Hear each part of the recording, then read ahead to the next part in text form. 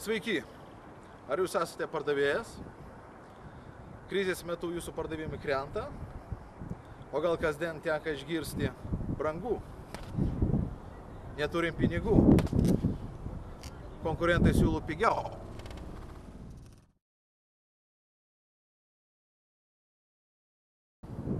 Ką žadate daryti? Gal kartais į galvą ateina mintis? Bloga mintis. O gal kartais užeina noras nueiti pas klientą ir viską išsiaiškinti? Bloga mintis.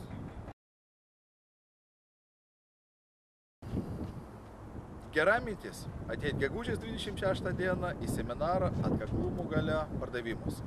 Ir ten jūs sužinosit, ką daryti, kad krizės metu jūsų pardavimai augtų. Tai tikrai labai gera mintis.